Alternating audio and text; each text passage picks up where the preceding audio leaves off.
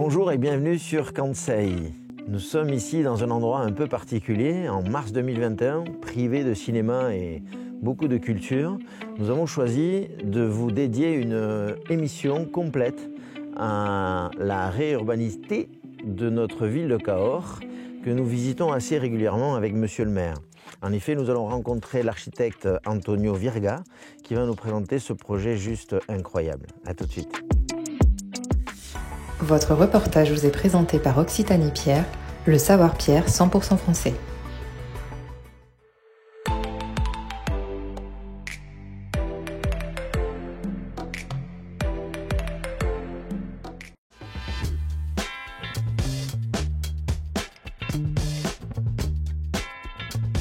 Buongiorno, Buongiorno Stéphane. Antonio Virga.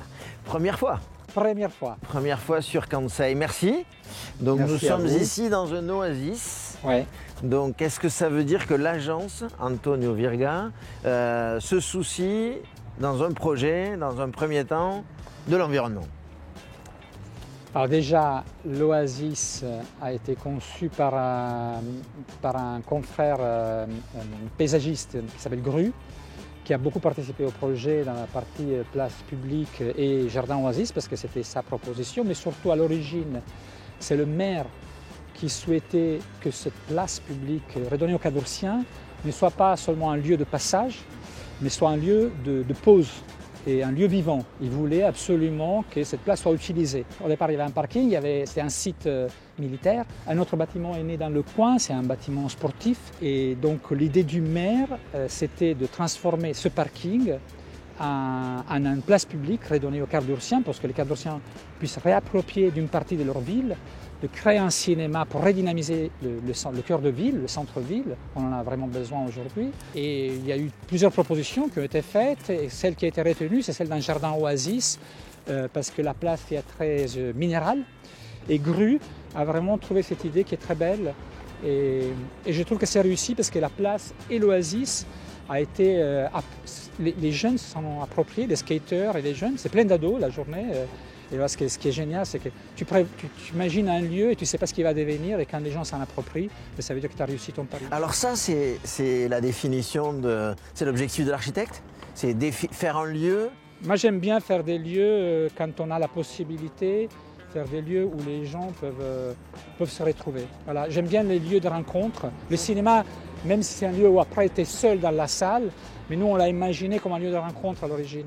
On voulait redonner au cinéma cette image qu'ils avaient avant l'arrivée des multiplexes, c'est-à-dire que c'était des lieux un peu majestueux. Là, j'ai eu l'occasion de rencontrer avec Monsieur le maire le lieu. Hein. Ouais. J'ai fait waouh, quoi. Ouais. Voilà. Ah ben, merci. Voilà. Non, vraiment. Ouais. Donc là, est-ce que tu peux nous donner le ton, l'intention, là, s'il te plaît? Pourquoi Voilà. le cinéma est comme ça? À l'origine, donc c'est un concours public qui est lancé par la mairie de Cahors pour la création d'un cinéma et d'une place. L'ABF, qui a joué une partie très importante dans la rédaction de ce concours, voulait retrouver la symétrie de l'ancienne place militaire. Et cette place, oui, la symétrie de la place, qui était composée de 3 immeubles, dont un a brûlé. Et il voulait que le cinéma ait la même taille et la même altimétrie des 2 immeubles existants sur la place. D'accord, retrouver le dimensionnement. Le problème, c'est que cette salle de cinéma, parce que c'est un cinéma qui est composé de 7 salles, ne pouvait pas rentrer dans ce bâtiment, dans ce seul bâtiment. Donc on en a ajouté une partie, qui est cette partie qui est en métal perforé doré.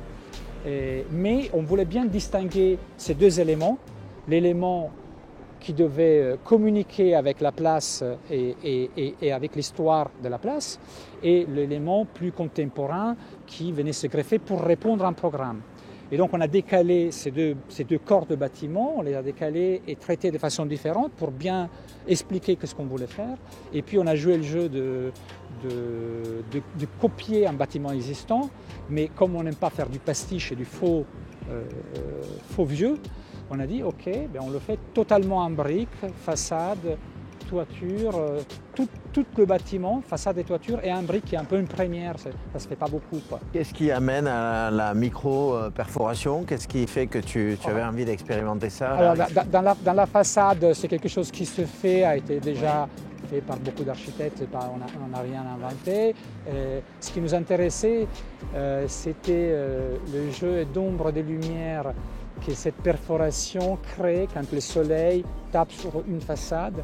Et donc cette ombre et ces lumières, ces sentiments qu'ils donnent sur le sol et sur les murs, c'est très évocateur. À l'origine, pour te dire, c'est assez poétique parce que pour moi, le cinéma, c'est la magie qui sort d'un rectangle qui est la salle de projection. Quand tu te tournes, tu as ce petit rectangle où le film sort et magiquement se produit sur l'écran. Voilà, c'est magique quand même. Voilà.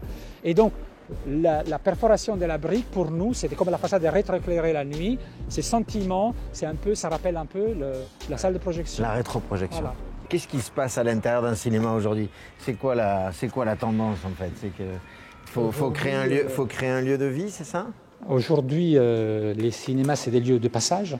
On va au cinéma bien sûr pour aller voir un film, mais c'est devenu un peu des lieux de passage. Et nous, ce qu'on souhaitait avec l'exploitant du cinéma, c'est que le cinéma soit un lieu de pause aussi, c'est un lieu d'échange, c'est un lieu où on puisse lire un livre, on puisse se poser, on puisse discuter, manger. On aurait pu lui donner d'autres fonctions, on pourrait avoir une boutique, un musée, une exposition. De ce projet ici, c'est quoi le moment le plus fort ou l'élément le plus fort pour toi? Il y en a beaucoup. Il y a déjà une relation avec Monsieur le maire et la mairie de Cahors. On a travaillé très bien, ils nous ont fait confiance. La relation a été toujours très détendue, très respectueuse.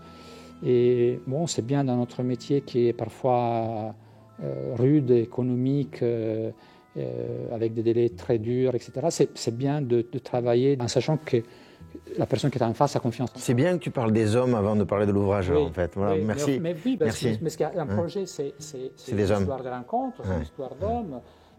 Même avec l'exploitant, ça s'est toujours assez bien passé. Et l'ouvrage, du coup?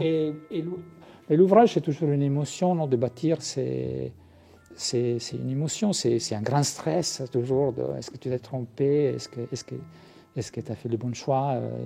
C'est très stressant. C'est une grande émotion, c'est très beau. C'est très beau de le faire. Je ne dis pas que mon projet est beau, je dis que c'est une belle émotion. Voilà, ça tombe bien que tu parles d'émotion parce que Kansei, ça veut dire émotion en japonais, ça tombe bien. Et après, tu as dit un truc vachement important, c'est que tu as dit j'aime bien les gens qui me font confiance.